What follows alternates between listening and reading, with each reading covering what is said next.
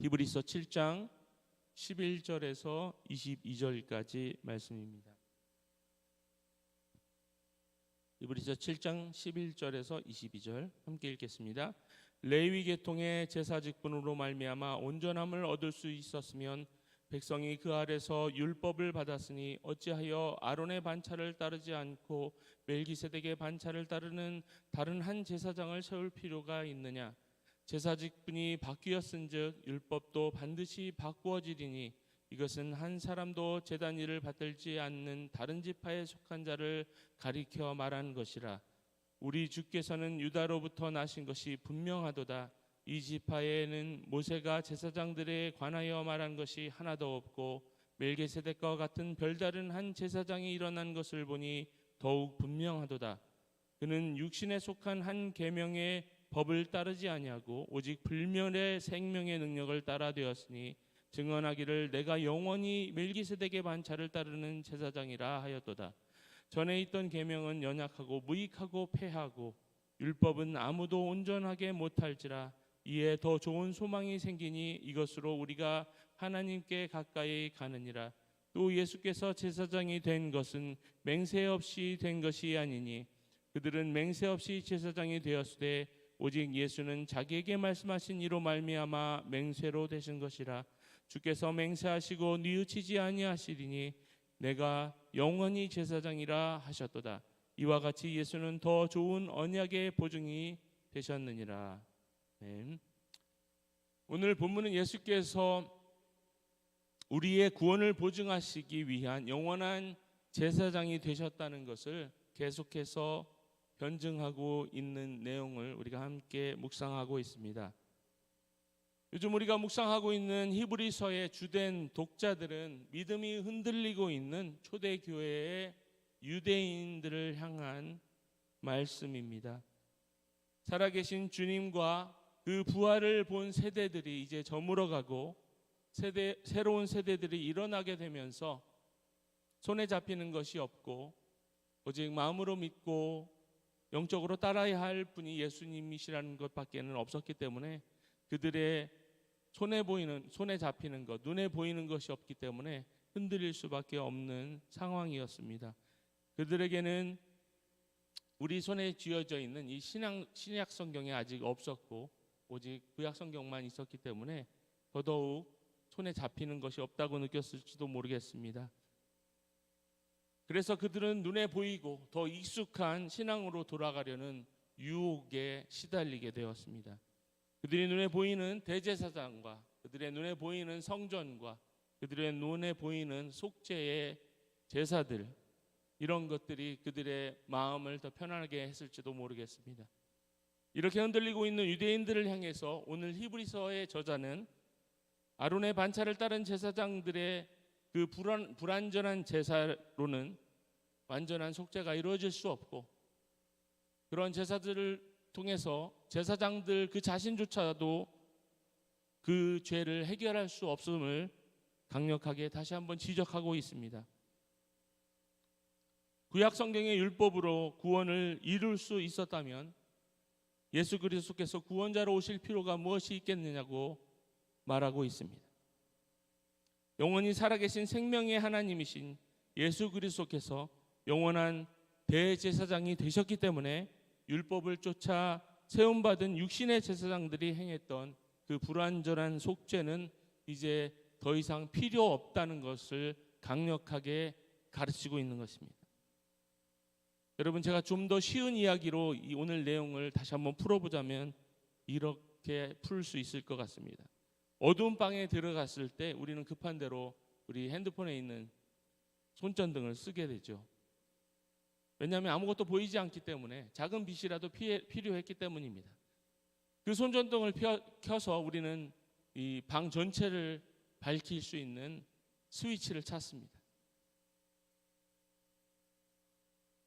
그래서 그 스위치를 찾아서 불을 켰을 때 방이 환해지게 되죠. 그런데 신기한 게 그때 방이 환해졌을 때 우리 손전등은 아무런 역할을 하지 못합니다. 왜냐하면 그 빛이 약하기 때문에 그렇습니다. 방의 불빛이 너무 환하기 때문에 손전등은 켰는지 안 켰는지도 확인할 수가 없을 정도로 참 무의미한 것이 됩니다.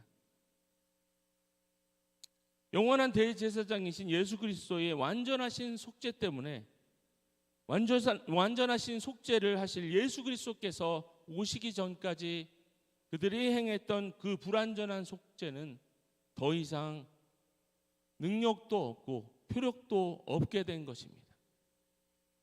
밝게 켜진 그 방 안에 전등 아래 손전등이 필요 없듯이 완전한 속죄를 행하신 예수 그리스도의 그 속죄가 이루어졌기 때문에 그 전에 행하던 불완전한 임시적인 속죄들은 더 이상 그 능력도 없고 효력도 없기 때문에 그것으로 돌아가는 것은 합당치 않다라고 하는 것을 강력하게 가르치고 있는 것입니다.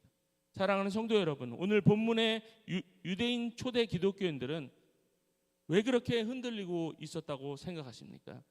그들이 참으로 붙들어야 할 믿음이 무엇인지 잊고 있기 때문이 아니었을까 생각해 봅니다. 본문 가운데 가장 중요한 핵심을 담고 있는 내용은 바로 11절입니다.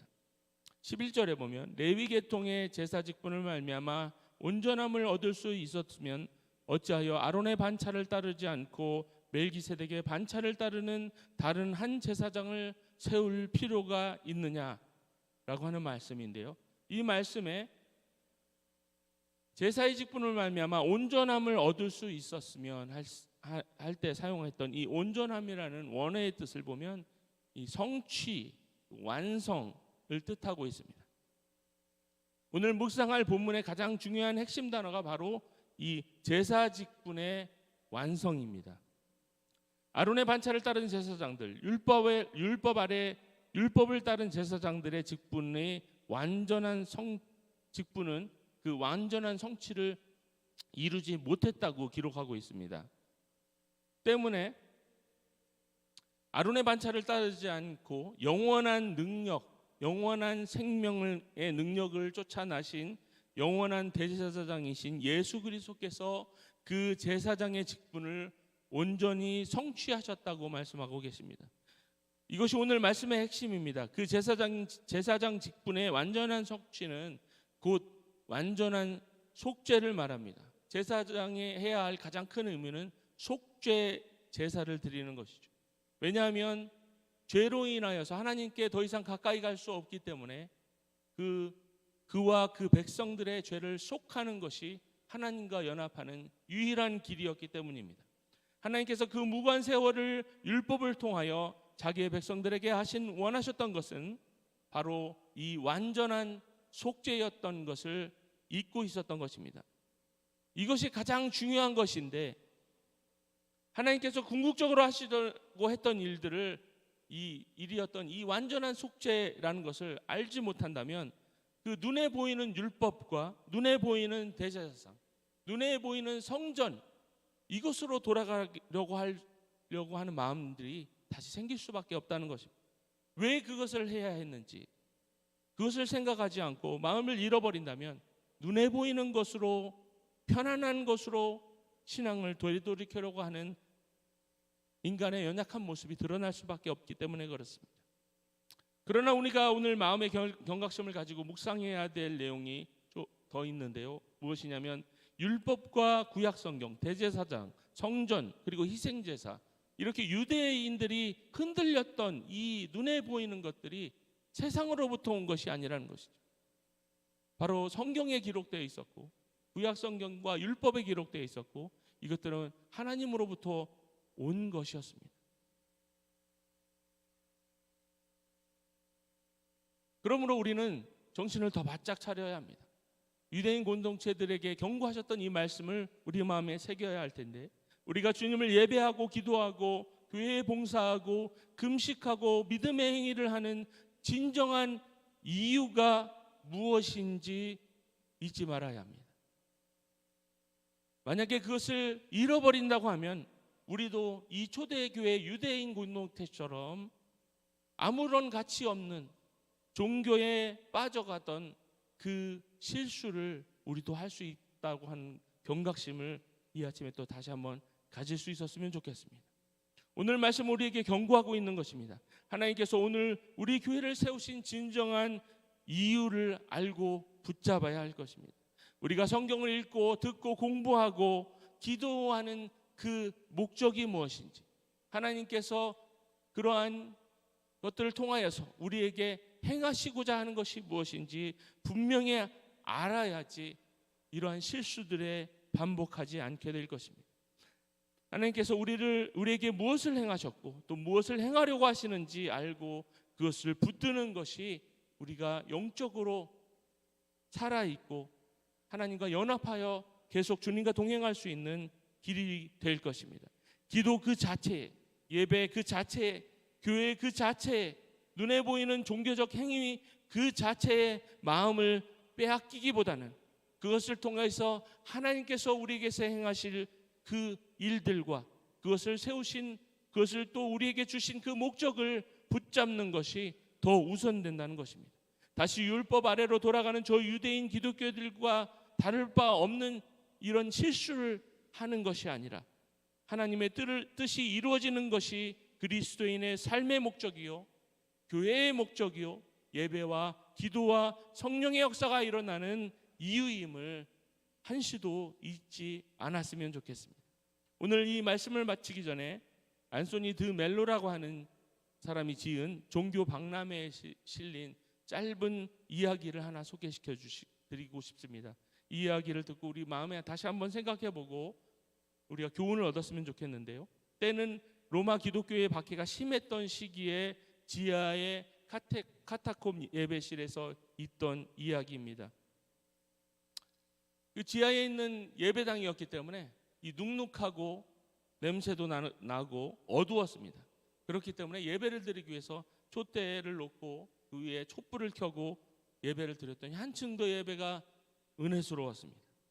근데 또 하나의 문제가 있었는데 지하 정굴의 예배실에 있었기 때문에 이 쥐가 돌아다니기 때문에 예배 중에 쥐가 출몰을 해서 예배를 자꾸 방해하는 것이 마음에 쓰여서 그 교회 리더 중에 한 분이 고양이를 갖다가 이 교회 이 기둥에다가 묶어서 이 쥐가 더 이상 예배를 방해하지 못하도록 했습니다. 그래서 이제 세월이 지나고 이제 시대도 바뀌게 되어서 기독교가 공인이 되어가지고 이제 이 교회가 지상 위로 올라왔습니다. 그래서 이제 좋은 공기와 햇살이 드는 아주 아름다운 예배당에서 예배를 드릴 수 있었고 더 이상 쥐가 이제 나타나지 않는 아주 쾌적한 공간에서 예배를 드리고 있었습니다.